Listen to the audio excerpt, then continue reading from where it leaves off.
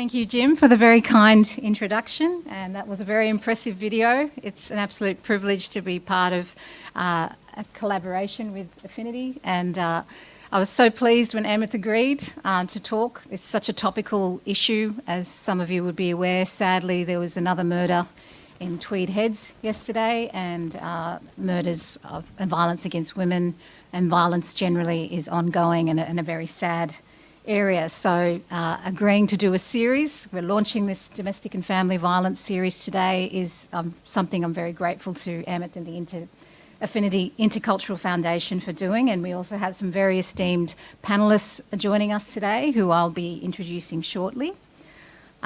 But before I do that, I'd also like to acknowledge some special guests that are here in attendance, and just also request if anyone has their mobile phone on to put it on silent or to turn it off if that's okay. So we have the Consul General for Austria in Sydney, Mr. Karl Hartleb. I've met him a couple of times before. The Consul General for Canada, Angela Bogdan, who I just met earlier. The Consul General from the Philippine Consulate, Melanie Diano.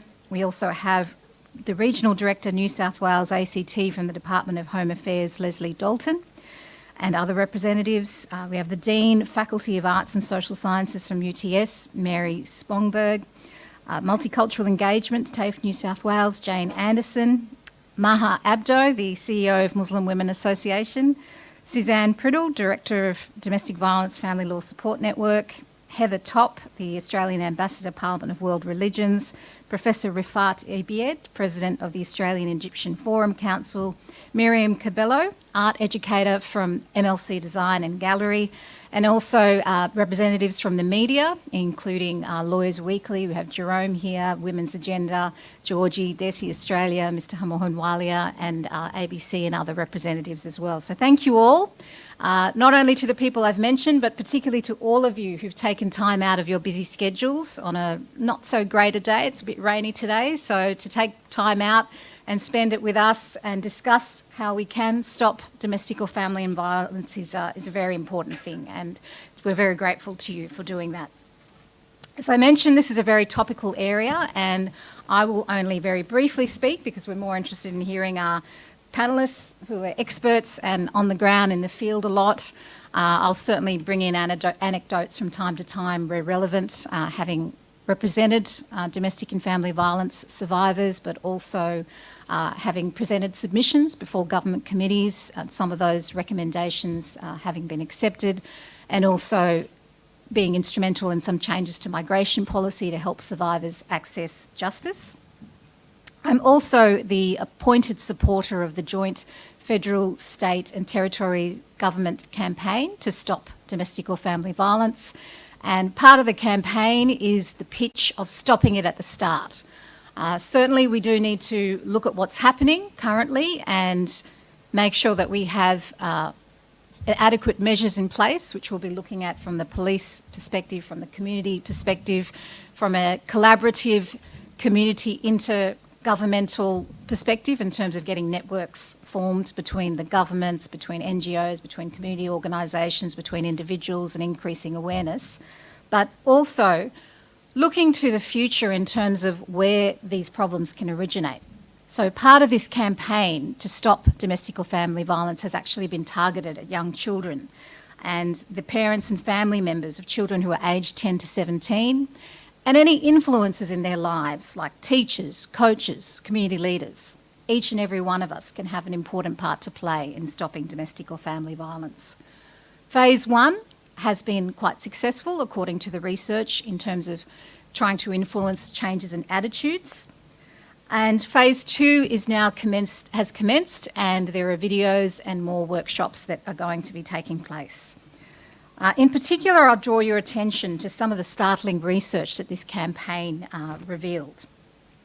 And that was 1 in 4 young people don't think it's serious when a boy insults or verbally harasses a girl in the street.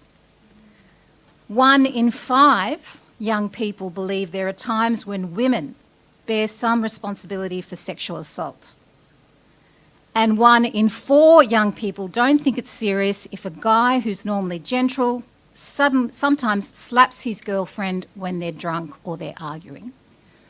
So this research that was conducted across the board, domestic or family violence always occurs irrespective of socioeconomic background, cultural background, religious background. And these were the sort of attitudes, sadly, that were being revealed. And that's why the Stop It at the Start campaign is so important, to try and get out there at a younger age and find out why those sort of attitudes are prevalent and how to stop that. For more information, anyone can go and look at the website www.respect.gov.au. The materials are also available in a wide range of languages for those who would like to access them in different languages. But rather than myself talking, I might come in from time to time. I think what I'll do now is take us to the panellists who are here, who we're very, very fortunate to have. We have Ms. Baulch, who is the Chief Executive of Domestic Violence New South Wales, the state peak body for specialist domestic and family violence services. She's also part of a small team that works to improve policy and practice responses to women, children and communities impacted by violence. And she's worked in the non-government, not-for-profit sector in Australia, Southeast Asia, and she believes that public awareness of domestic and family violence and sexual assault is at an unprecedented level. So certainly awareness is on the rise, which is a good thing. But cross-sector and community partnerships are the key to the cultural and practical changes required for inclusive support. We also have welcome Superintendent Julie Boon, the Commander of Parramatta Police Area Command and the Northwest Metropolitan Region sponsor for domestic and family violence. She joined the police force in 1990 and has worked in a number of different commands, and she's also managed domestic and family violence teams.